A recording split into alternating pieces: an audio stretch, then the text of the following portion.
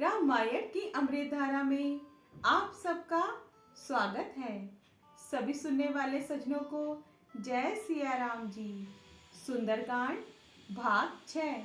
सियापति रामचंद्र जी की जय, पवन सुत हनुमान जी की जय, उमापति महादेव जी की जय।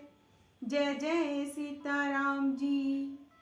रामायण के पिछले भाग में आपने वहां तक सुना था जब सब हर्षित होकर नए नए इतिहास वृतांत पूछते कहते हुए श्री रघुनाथ जी के पास चले। अब इसके आगे से तब सब लोग मधुवन के भीतर आए और अंगद की सम्मति से सबने मधु और फल खाए। जब रखवाले बरजने लगे तब घूंसों की मार मारते ही सब रखवाले भाग छूटे। दोहा जाई पुकारे ते सब, बन उजार जुबराजे, सुनि सुग्रीव हर्ष कपि, करि आए प्रभु काज सियापति रामचंद्र जी की जय। करि आए प्रभु काज सियापति रामचंद्र जी की जय। उन सब ने जाकर पुकारा कि युवराज अंगद वन उजाड़ रहे हैं। यह सुनकर सुग्रीव हर्षित हुए कि बानर प्रभु का कार्य कर आए हैं। यदि सीता जी की खबर ना पाई होती तो क्या वे मधुवन के फल खा सकते थे। इस प्रकार राजा सुग्रीव मन में विचार कर ही रहे थे कि समाज सहित बानर आ गए। सबने आकर सुग्रीव के चरणों में सिर नवाया। कपिराज सुग्रीव सभी से बड़े प्रेम के साथ मिले। उन्होंने कुशल पूछी। तब बानरों ने उत्तर दिया, आपके चरणों के दर्शन से सब कुशल है। श्री राम जी की कृपा से विशेष कार्य हुआ। कार्य में विशेष सफलता हुई है। हे नाथ, हनुमान जी ने ही सब कार्य किया और सब बानरों के प्राण बचा लिए। यह सुनकर सुग्रीव जी हनुमान जी से फिर मिले और सब बानरों समेत श्री रघुनाथ जी के पास चले। श्री राम जी ने जब बानरों को कार्य किए हुए आते देखा तब उनके मन में विशेष हर्ष हुआ। दोनों भाई शिला पर बैठे थे। सब वानर जाकर उनके चरणों पर गिर पड़े। दोहा प्रीति सहित सब भेटे, रघुपति करुणा पुंजे, पूछी कुशल नाथ अब, कुशल दे की पद कंज सियापति रामचंद्र जी की जय। कुशल दे की पद कंज सियापति रामचंद्र जी की जय। दया की राशि श्री रघुनाथ जी सबसे प्रेम सहित गले लगकर मिले और कुशल पूछी। बानरों ने कहा, हे नाथ, आपके चरण कमलों के दर्शन पाने से अब कुशल है। जामवान ने कहा, हे रघुनाथ जी सुनिए। हे नाथ, जिस पर आप दया करते हैं उसे सदा कल्याण और निरंतर कुशल होता है। देवता, मनुष्य और मुनि सभी उस पर प्रसन्न रहते हैं। वही विजयी है, वही विनयी है और वही गुणों का समुद्र बन जाता है। उसी का सुंदर यश तीनों लोकों में प्रकाशित होता है। प्रभु की कृपा से सब कार्य हुआ। आज हमारा जन्म सफल हो गया। हे नाथ, पवन पुत्र हनुमान जी ने जो करनी की उसका हजारों मुखों से भी वर्णन नहीं किया जा सकता। तब जामवान ने हनुमान जी के सुंदर चरित्र कार्य श्री रघुनाथ जी को सुनाए। वे चरित्र सुनने पर कृपा निधान श्री रामचंद्र जी के मन को बहुत अच्छे लगे। उन्होंने हर्षित होकर हनुमान जी को फिर हृदय से लगा लिया और कहा, हे तात, कहो सीता किस प्रकार रहती है और अपने प्राणों की रक्षा करती है। तब हनुमान जी ने कहा, आपका नाम रात दिन पहरा देने वाला है। आपका ध्यान ही किवाड़ है। नेत्रों को अपने चरणों में लगाए रहती हैं। यही ताला लगा है। फिर प्राण जाए तो किस मार्ग से। चलते समय उन्होंने मुझे चूड़ामणि उतार कर दी। श्री रघुनाथ जी ने उसे लेकर हृदय से लगा लिया। हनुमान जी ने फिर कहा, हे नाथ, दोनों नेत्रों में जल भरकर जानकी जी ने मुझसे कुछ वचन कहे हैं। उन्होंने कहा कि छोटे भाई समेत प्रभु के चरण पकड़ना और कहना कि आप 3 बंधु हैं, शरणागत के दुखों को हरने वाले हैं और मैं मन, वचन और कर्म से आपके चरणों की अनुरागिणी हूं। फिर स्वामी, आपने मुझे किस अपराध से त्याग दिया? हाँ, एक दोष मैं अपना अवश्य मानती हूं कि आपका वियोग होते ही मेरे प्राण नहीं चले गए, किंतु हे नाथ, ये तो नेत्रों का अपराध है जो प्राणों के निकलने में हठपूर्वक बाधा देते हैं।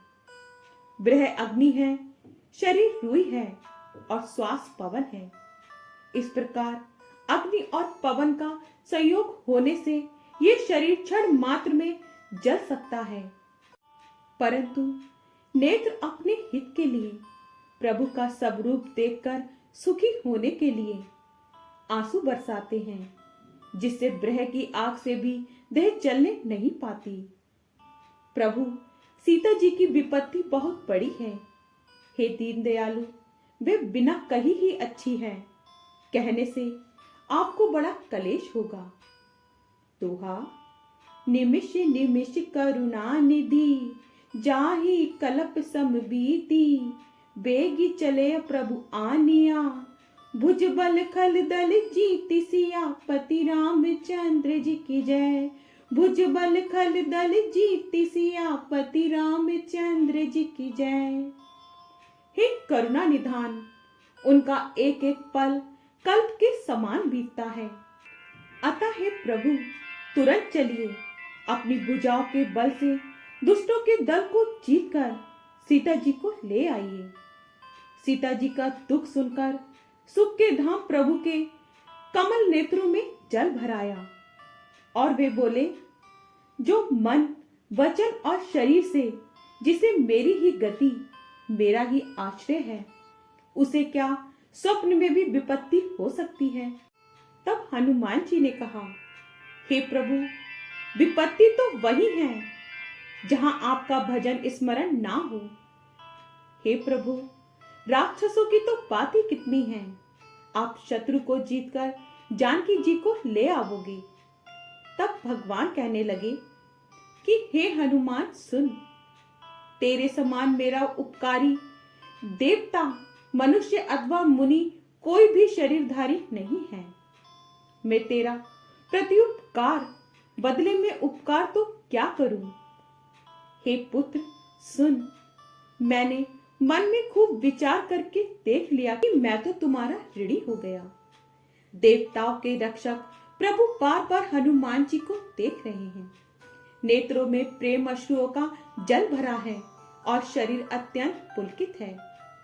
दोहा, सुनि प्रभु बचन बिलोकी, मुख्य गात हर्षि हनुमंते, चरण परेउ प्रेमाकुल, त्राहि त्राहि भगवंत सियापति रामचंद्र जी की जय।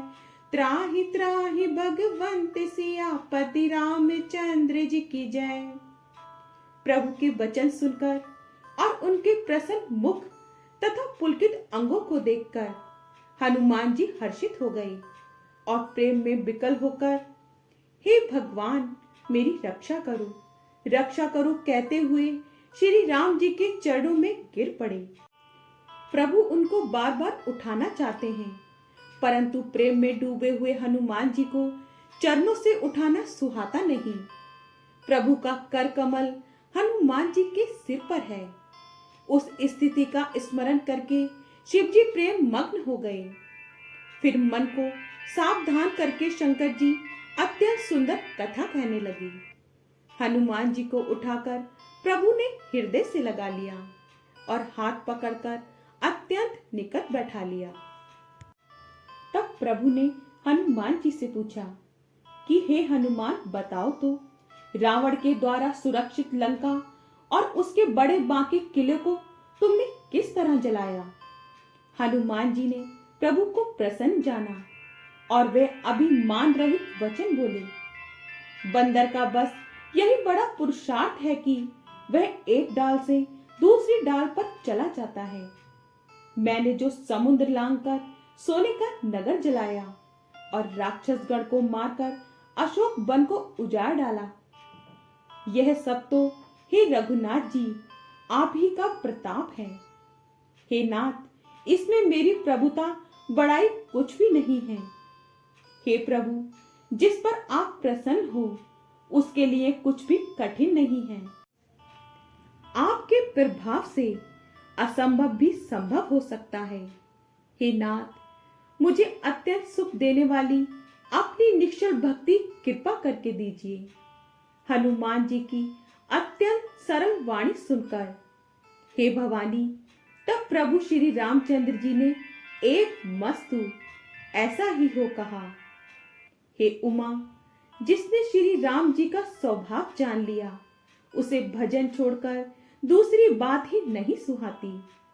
ये स्वामी सेवक का संवाद जिसके हृदय में आ गया वही श्री रघुनाथ जी के चरणों की भक्ति पा गया।